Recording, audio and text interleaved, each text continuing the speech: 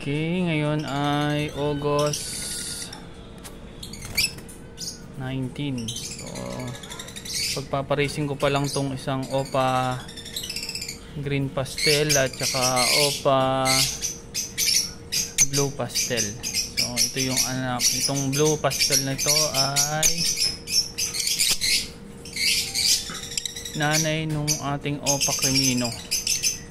So itong OPA green pastel naman ay anak ng back to back na green split ino. So ayan, mukhang magkasundo naman sila ngayon. So far hindi violente yung hen.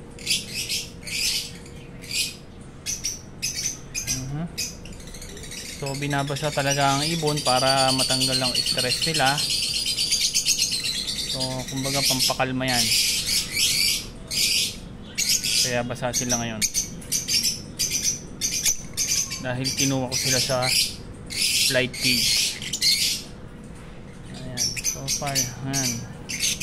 So obserbahan natin to ng 1 week na hindi sinasaktan ng hen yung cock. Dahil sa mga African lovebirds, ang hen ang pinaka-dominante. Siya yung territorial.